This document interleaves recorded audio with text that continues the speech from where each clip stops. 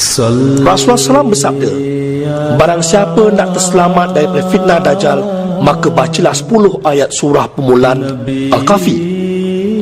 Dalam ayat 4 surah tersebut ada menyebut mengenai kabar takut kepada orang-orang yang mengatakan Allah itu mempunyai anak. Oleh itu jelaslah kuasa-kuasa raksasa barat adalah Dajjal, kerana mereka adalah penganut agama Kristian yang memiliki kepercayaan bahawa Tuhan itu memiliki anak dengan menggunakan simbol tiang salib. Dan baginda Rasulullah SAW juga bersabda, jika ya Dajjal muncul dan aku ada tengah-tengah kamu, aku akan mengalahkan dia dengan dalil. Dan apabila ia muncul sedangkan aku tidak ada tengah-tengah kamu, hendaklah tiap-tiap orang berbantah dengan dia. Bagi menyahut seruan Nabi Muhammad, ada kelompok Islam yang sedang berjihad di barat dengan mendirikan kubu-kubu rohani untuk membina masjid. Masjid tersebut berfungsi untuk melengkapkan kemenangan Islam bagi membunuh Dajjal dan mematahkan salib, iaitu menaluki hati penganut-penganut Kristian untuk jatuh cinta kepada Islam. Jihad ini nampaknya lebih harum, segar dan menawan, serta amat sesuai kepada masyarakat barat, kerana mereka adalah bangsa yang terpelajar dan rasional, yang mudah membezakan dalil yang benar dan palsu. Bayangkanlah apa yang akan terjadi jika masyarakat barat meninggalkan agama Kristian dan corak hidup seperti babi yang tidak tahu malu dan bergelombangan dosa menjadi Islam yang sejati. Apakah zaman kebangkitan Islam tidak akan berlaku? Yakinlah, matahari Islam sedang terbit di barat untuk menundukkan penguasa politik, ekonomi, sains dan teknologi bersujud kepada Allah. Jika revolusi ini berlaku, maka lahirlah dunia dan langit baru. I became an Ahmadi in 1993, converting from the Church of England. At first I wasn't interested at all in Islam. It was around the time of the Ayatollah Khomeini and the controversy around Salman Rushdie, and I wasn't attracted in any way. But over time, when she talked to me more about Islam and Ahmadiyyat, I realised it was the right thing for me. I hope to continue serving the community for many years to come. We have qualities that exist in very few other groups. If we could show society what we have, they would want it too, I'm sure. I have a close family with a mother, father, brother and sister. But I also have a much bigger family, all of you, my brothers and sisters. Assalamu alaikum.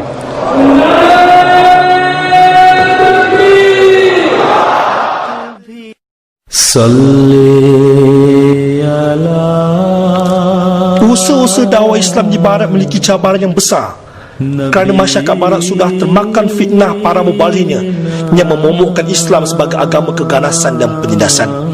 Lebih malang lagi, ada segelintir para ulama dan umat Islam yang telah membenarkan fitnah-fitnah tersebut, kerana mereka melakukan pembunuhan dan kekerasan pada orang yang tidak berdosa dengan mengatasnamakan jihad. Keadaan ini menyebabkan usaha Jemaah Ahmadiyah membina masjid di bekas negara komunis di Jerman Timur mendapat tentangan, kerana mereka menyangka Jemaah Ahmadiyah adalah sama seperti organisasi Islam yang radikal. Mujurlah kerajaan dan pihak polis mengetahui pergerakan Jemaah Ahmadiyah di seluruh dunia yang merupakan sebuah organisasi Islam yang cintakan kedamaian. Mereka telah memberikan perlindungan kepada Jemaah Ahmadiyah untuk tetap mendirikan masjid walaupun terdapat penentangan yang kuat. Lebih menakjubkan lagi, pihak Jemaah Ahmadiyah tidak membalas aksi kekerasan yang digunakan oleh golongan penentang, dan hal ini telah menarik pihak lain untuk membela Jemaah Ahmadiyah di Jerman.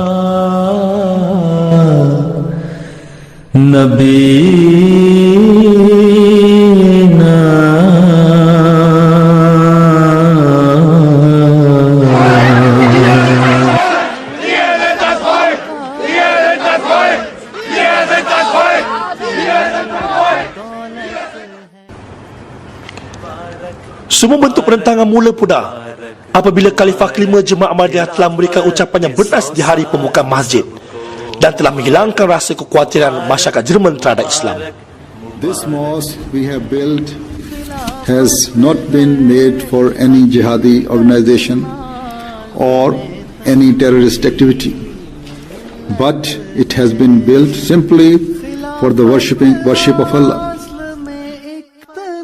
From this mosque of ours, there will be no other call apart from love for humanity, affection, reconciliation, justice and peace.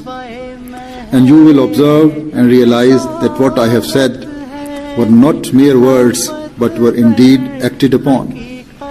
And time will, God willing, prove it to be so. Akhirnya, masjid tersebut dapat dibuka dan mendapat liputan luas di media Jerman yang sedikit sebanyak membantu proses dakwah Islam di Jerman. Die Frauen bekommen den repräsentativen Raum unter der offenen Kuppel, im Gespräch den Mund zu bedecken. Muss man eine Moschee bauen, das ist das Symbol für die Einheit und der Platz, wo man zusammenkommen kann. Ob man dort mit Schuhen reinkommen kann, das ist ganz einfach gelöst. Normalerweise darf man eine Moschee ja nicht mit Schuhen betreten, aber der Boden ist mit einer dicken Plastikfolie ausgelegt. Pendekatan dakwah Jemaah Ahmadiyah telah menarik simpati dan rasa hormat penganut agama lain terhadap Islam. Mereka mula mengenali ajaran Islam versi Nabi Muhammad SAW dan bukan lagi versi para ulama Islam yang disabdakan oleh baginda SAW sebagai sehina-hina makhluk di bawah kolong langit. फलों से लदी डाल सबको मुबारक मुबारक मुबारक. Jemaah Ahmadiyah juga gigih berdakwah di benua Amerika dengan membina masjid yang terbesar di Kanada. Sewaktu lawatan Imam Jemaah Ahmadiyah ke Kanada, beliau diberikan sambutan sebagai tetamu khas negara oleh kerajaan Kanada. Ramai ahli politik telah menyambut Khalifah kelima Jemaah Ahmadiyah ini. Malah mereka melahirkan simpati terhadap penganiayaan yang dihadapi oleh Jemaah Ahmadiyah, terutamanya di Pakistan, Bangladesh, Indonesia dan Malaysia. Tuduhan yang memfitnah Jemaah Ahmadiyah sebagai ejen Barat atau Inggeris untuk memecah belahkan umat Islam adalah tuduhan yang tidak berasas. Kerana hanya Jemaah Ahmadiyah merupakan kelompok Islam yang berjaya mematahkan salib dengan membuktikan konsep penebusan dosa dan kepercayaan Nabi Isa masih hidup di atas langit disebabkan beliau adalah anak Tuhan adalah palsu. Dan Allah SWT sangat murka dengan penyelewengan tersebut, dan ini dapat digambarkan melalui firman-Nya. Hampir-hampir saja langit pecah kerana ucapan mereka itu, dan bumi terbelah dan gunung-gunung juga runtuh kerana mereka mengatakan Allah yang Maha Pemurah itu mempunyai anak. Surah 19 ayat 90 hingga 91. Sekali lagi, renungkanlah perkaitan di antara seruan Nabi Muhammad SAW yang menasihatkan umat Islam membaca 10 ayat permulaan dalam surah Kahfi untuk terselamat daripada fitnah Dajjal. Kekuatan Dajjal akan mati jika umat Islam berjaya mematahkan salib, iaitu membuktikan doktrin ajaran agama Kristian adalah palsu. Untuk membuktikan ini, jihad intelektual amat sesuai untuk digunakan bagi membunuh Dajjal dan mematahkan salib. Dan inilah yang sedang dilakukan oleh Jemaah Ahmadiyah tanpa merasa bosan dan lelah. InsyaAllah, kalimat syahadat akan terus bergema di negara-negara barat untuk mematahkan salib. La ilaha illallah wahdahu la syarika lahu wa asyhadu anna Muhammadan abduhu wa rasuluh. La ilaha illallah. Sememangnya kelajuan kuda dan kekuatan pedang tidak mampu untuk menyekat penyebaran agama Kristian yang telah merayap di seluruh pelosok dunia. Tetapi Allah SWT telah mempersiapkan abad ini kepada umat Islam untuk mempergunakan kelajuan teknologi dan kekuatan intelektual untuk membunuh sifat Dajjal dan babi serta mematahkan salib milik kuasa-kuasa raksasa barat.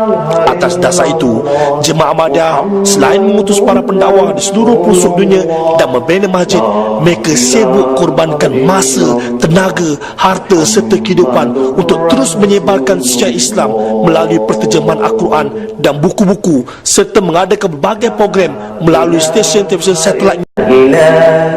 Kalimat syahadat ini akan terus bergema ke seluruh pelosok dunia untuk mematikan dan mematahkan salib.